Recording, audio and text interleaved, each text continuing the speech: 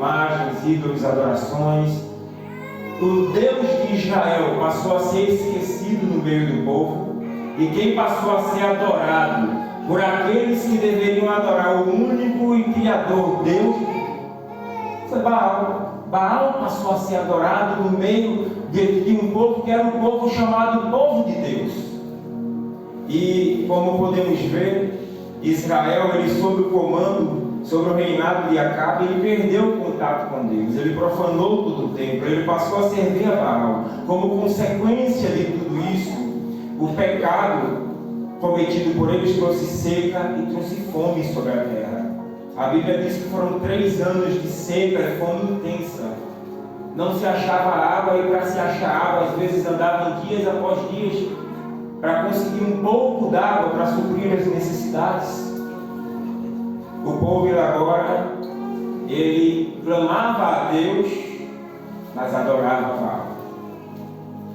Acabe, ele conduziu o povo a uma adoração profana tão grande que o povo esqueceu-se totalmente de quem era o Deus que lá atrás livrara das mãos dos inimigos, o Deus que abrira o mar vermelho, o Deus que dava suprimento no meio do deserto. Eles se esqueceram que era aquele Deus que tirou da escravidão do Egito todo o povo e que honrou aquele povo como a terra prometida.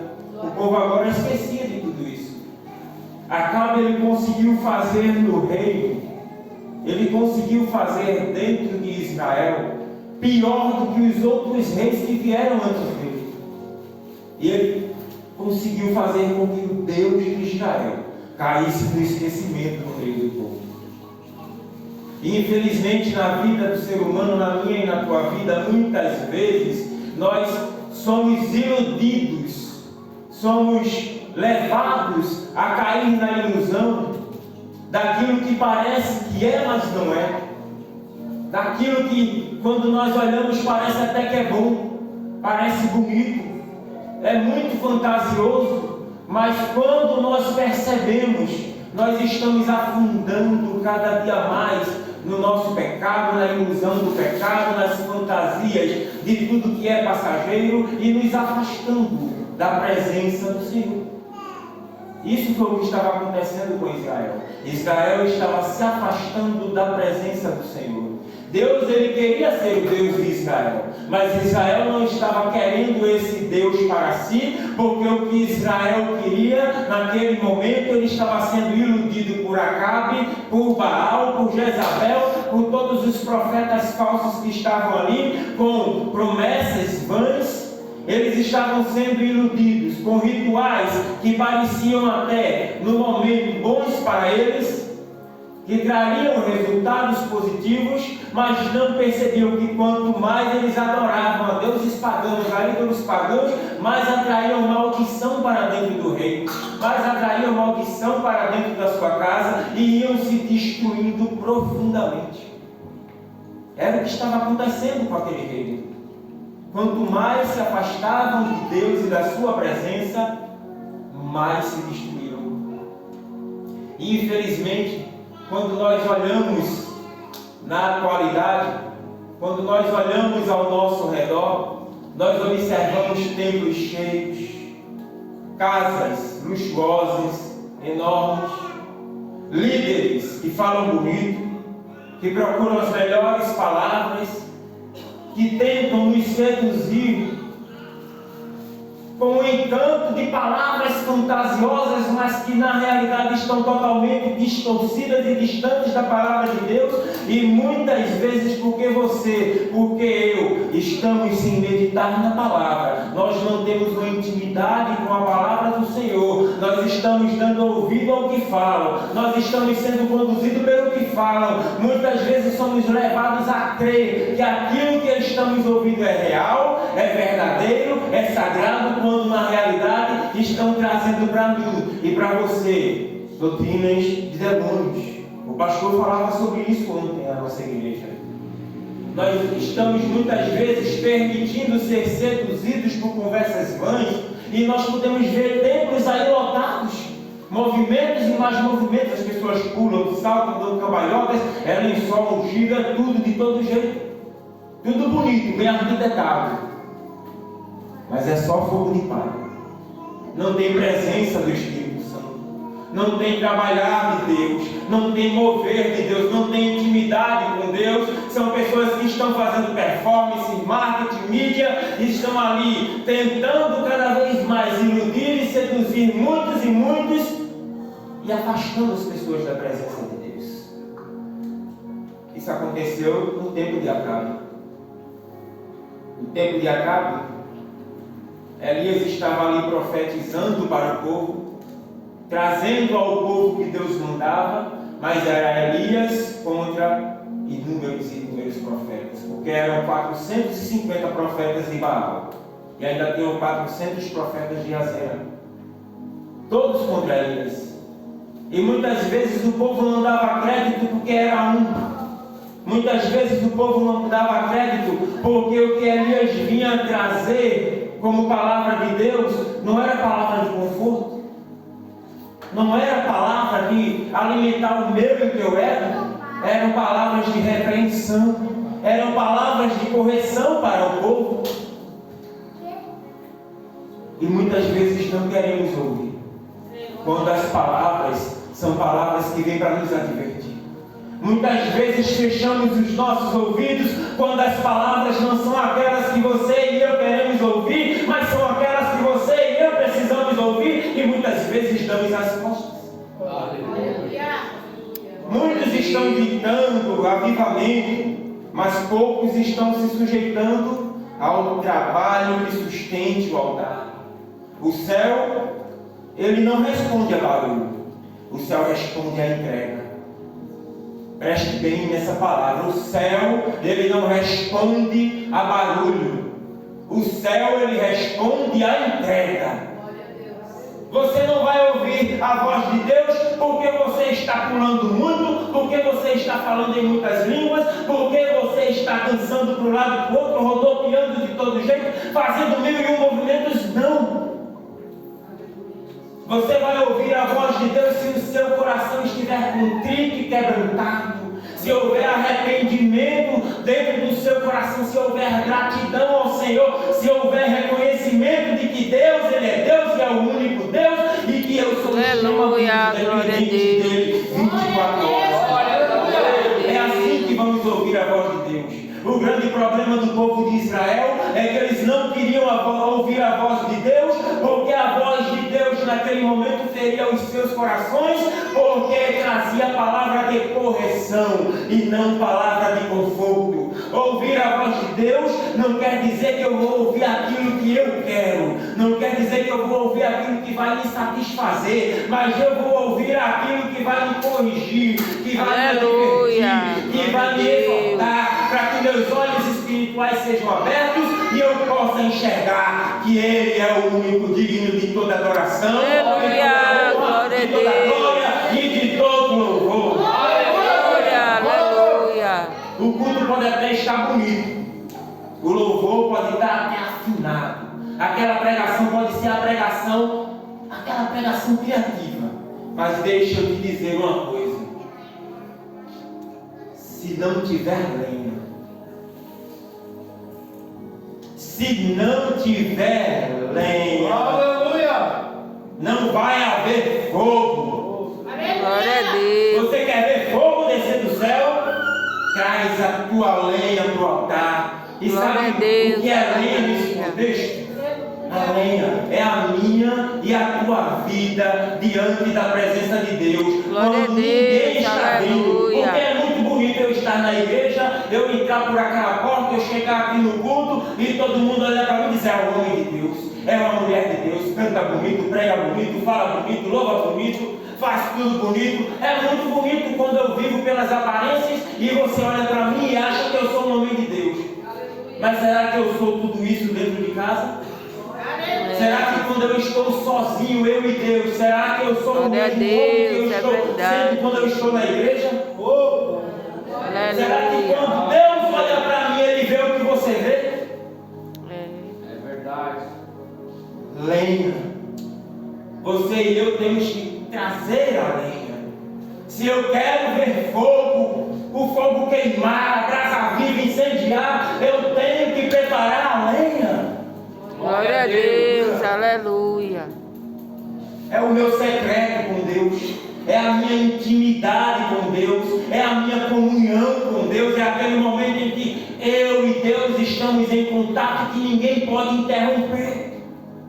E que muitas vezes perdemos tudo isso por causa das circunstâncias da vida. Nós perdemos a intimidade com Deus, a comunhão com Deus, e muitas vezes o que está nos levando a perder essa essência são as mídias, as redes sociais, a TV, o dia a dia, esse sistema político em que vivemos, essa opressão política em que vivemos. Tudo isso nos conduz a perder a essência do Espírito Santo na nossa vida, se você e eu não estivermos em vigilância. Aleluia. Glória a Deus. Elias, ele convoca todo o povo de Israel, chama todos para subir lá no monte. Sabe por que ele chama para subir lá no monte?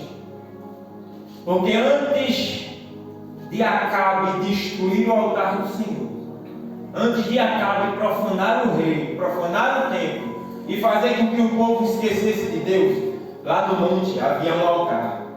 Era um altar onde era oferecido todos os sacrifícios para o Senhor. Glória a Deus. E quando Elias ele convoca todos eles para ir lá no monte, todo o povo sobe. Elias ele desafia o povo: ó, vocês têm que decidir a quem vocês vão servir. Ora vocês estão de joelho clamando e pedindo a Deus para que Ele faça. Outra hora vocês estão aí louvando e adorando a Baal, se sacrificando, fazendo sacrifícios de touro. Vocês não sabem a que Deus estão servindo. Decidam se vocês vão servir a Baal ou a Deus. Esse dia é hoje. Aí Elias convoca todo o povo para subir no monte. Ele convoca os 450 profetas de Baal, os 400 profetas de Azera, o rei Acabe, Jezabel, todo mundo lá em cima. O dia D é esse. E aí Elias ele manda trazer 2 novilhos. Nós sabemos que naquele tempo os sacrifícios por expiação eram feitos através dos novilhos. Para se haver perdão de pecado, tinha que levar um novilho perfeito de 1 ano para ser sacrificado. E Elias ele manda trazer 2 novilhos. E ele manda que os profetas de Baal escolham dele. E escolhem. E ele diz para eles que eles façam lá o ritual deles, que eles preparem lá o altar, mas que eles não coloquem fogo, porque o Deus que responder com o fogo do céu, esse seria o Deus que seria adorado pelo povo. E aí o que acontece? Os profetas começam lá, no início da manhã. Começam o seu ritual, começam a girar em volta lá do altar, a se mutilar, passam a manhã inteira e a tarde inteira e não conseguem ouvir um sinal de resposta do seu Deus. Elias em alguns momentos até começa a zombar com isso. Por quê? Porque nada acontecia. Nada acontecia. E o povo começa a ver. Eu tenho certeza que na mente do povo começaram a entender. A dúvida começou a surgir: será que estamos servindo ao Deus certo?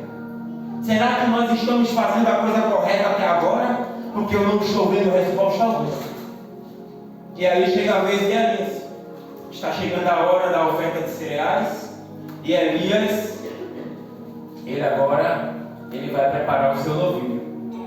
Mas para preparar o novilho, é preciso primeiro lenha. E Elias ele vai preparar sua lenha. Mas para que ele coloque a lenha no altar, é preciso que o altar seja restaurado, porque o altar estava destruído, estava esquecido e estava jogado de lado. E sabe o que isso quer dizer para mim e para você nessa noite? Que não adianta eu chegar no altar do Senhor com a minha oferta de adoração, de gratidão, mas com o meu coração e a minha alma toda contaminada pelo pecado. Não adianta. Para eu chegar no altar do Senhor e levar a minha oferta de louvor, a minha oferta de adoração, o meu pedido a Ele, eu tenho que consertar o meu e o teu altar. O nosso altar tem que estar consertado diante do Senhor. Tudo aquilo que desagrada a Deus tem que ser tirado de lado, tem que ser lançado fora. Tudo aquilo que a gente sabe que é desobediência a Deus tem que passar a ser esquecido nesse momento. Não adianta eu trazer minha oferta ao altar com o coração todo cheio de defeito, todo cheio de falha, todo cheio de pecado. Deus ele não vai receber. Assim estava acontecendo com Israel. Ia para a casa de Deus, pedir a Deus, mas ia adorar Baal. E Deus ele não ouvia. Ele até ouve, mas ele não atende. Sabe por que não atende? Porque eu tenho que decidir se o Deus que está na minha vida, se o Deus que eu sirvo é único, exclusivo, o Deus criador dos céus e da terra, ou se eu estou dividindo a adoração que é única e devida a Ele com qualquer outro ser. Deus ele não aceita ser dividido. Ele não aceita a metade. O sacrifício que foi feito pela minha e pela tua alma foi tão grande que você e eu devemos nos entregar por completo a Ele. Ele quer a minha e a tua entrega. Ele quer a minha e a tua vida no altar. Mas será que você e eu temos entregado a Deus a minha e a tua vida por completo? Ou será que no meio do caminho tem algo que impede de que Deus ele receba a minha adoração e a tua adoração? Porque ele tem algo que interrompe esse processo, esse contato com Deus. Aleluia. Será que você e eu paramos para fazer uma autoanálise da nossa vida? Será que você e eu paramos para observar e analisarmos a nós mesmos e entendermos que ainda tem algo que precisa ser tirado? Tem algo que precisa ser deixado de lado? Porque Deus, Ele quer por completo a minha e a tua adoração. Glória a Deus. Quando Elias desafiou os profetas de Baal, ele não começou pedindo fogo. Ele poderia começar pedindo fogo do céu. Senhor, manda fogo do céu, consome essa lenha. Não. Ele começou reconstruindo o altar e colocando a lenha. O que é que você tem pedido tanto ao Senhor? Será que você tem pedido aquela vida espiritual mais acelerada, com mais fervor, com mais unção, com mais poder? Será que você tem clamado a Deus para ter mais intimidade com Ele? O que é que você tem buscado do Senhor que não tem alcançado ainda? Vamos começar a fazer uma autoanálise, eu e você, de nós mesmos, e entendermos que fazer como Elias fez é o método mais correto. Primeiro vamos reconstruir o nosso altar, dia após dia. Todos os dias eu vou lá no meu cantinho, na minha intimidade, eu e Deus, e eu vou ver se o altar está no lugar, se está tudo direitinho, para que assim eu possa colocar a lenha sobre o altar, que é a minha vida e a tua vida, em comunhão com Deus, e assim eu posso fazer como Elias, porque ele foi reconstruir o altar, depois ele colocou a lenha, e por fim, só depois veio a oração. E então o fogo caiu. A ordem, ela sempre importa. E a ordem sempre vai importar. Com Deus não tem isso que é de todo jeito, não. Que eu posso fazer uma arrumadinha aqui, outra arrumadinha ali, não. A ordem importa. E primeiro tem que vir a obediência, para depois descer o poder de Deus sobre a minha e a tua vida. Glória a Deus. Não adianta eu querer poder, mas eu ser desobediente. Não adianta eu querer unção, mas eu andar de todo jeito. Não adianta eu dizer a Deus que eu quero o Espírito Santo em mim, mas a minha boca não condiz com a conduta de um cristão, os meus olhos não condizem com os olhos dos cristãos, a minha mão não condiz com a mão de um cristão. Eu tenho que primeiramente reparar o meu altar, colocar a lenha sobre ela e depois é que eu vou pedir o fogo do céu. Aleluia. Glória a Deus. Não adianta eu subir no púlpito esperando glória, aleluia, se eu não tiver o meu secreto com Deus. Você quer fogo de verdade? Aprenda a dizer não para a carne. Você quer fogo de verdade? Quer ver fogo do céu descer? Você quer ver sua vida incendiar a ponto de Deus ele fazer você ver o sobrenatural? Você ver coisas que ninguém mais vê? Você ouvir coisas que ninguém mais ouve? Você começar a andar por áreas espirituais que você não andava? Começa a dizer não para a carne, a rejeitar a carne, a deixar de lado aquilo que fere o teu espírito e desagrada a Deus. E agora você começa a dizer sim para a palavra, você começa a dizer sim para o jejum, você começa a dizer sim para o quarto fechado, começa a adorar, começa a buscar mais presença, começa a buscar mais fervor, mais intimidade com Deus. começa a andar mais lado a lado com Deus, a conversar mais com Deus, deixa de lado os menininhos, disse-me disse, e começa a ter mais intimidade com aquele que tudo pode e tudo faz. Aí você vai ver o fogo do céu descer, você vai ver sua vida incendiar, você vai ver o mover de Deus na sua vida, e tudo aquilo que você via parado vai sair do lugar. Deus ele vai movimentar e ele vai fazer aquilo, e mais do que aquilo que você esperava, porque ele vai derramar sobre você a unção do Espírito Santo, o poder dos céus, e você vai ver um avivamento tal na sua vida como nunca viu. Aleluia. Louvado seja. Glória a Deus, aleluia. A minha e a tua lenha, ela é construída no secreto. Não é chegando aqui na igreja, no meio de todo mundo olhando para mim, que é construída a minha e a tua lenha, não. Aqui eu já chego pegando fogo. Quando você e eu saímos de casa para vir para o culto adorar, nós já saímos com a lenha queimando, incendiando, porque é em casa, é no secreto, é de joelho, é lendo a palavra, é jejuando, é fazendo consagração, é acordando de madrugada para adorar a Deus, que nós saímos incendiados para chegar aqui no culto, e juntos nós vemos o fogo dos céus queimar este lugar. Aleluia. Glória a Deus. É no secreto que Deus testa se a nossa fome ela é real ou é só performance. Quando a nossa fome pelo fogo dos céus ela é real, Deus ele testifica de nós, e Deus ele honra aquele que está buscando a sua presença. Glória a Deus. Pelo contrário, quando é tudo performance, quando é só para aparecer, quando que Deus diminua e eu cresça, reina na vida do homem, ele mais na frente é envergonhado, a máscara dele cai, porque ele não está em comunhão com Deus, mas ele está buscando a adoração para si, a glória para si, tudo é para si, e Deus, ele não divide a sua adoração com ninguém, ele é o único que deve ser adorado, é o único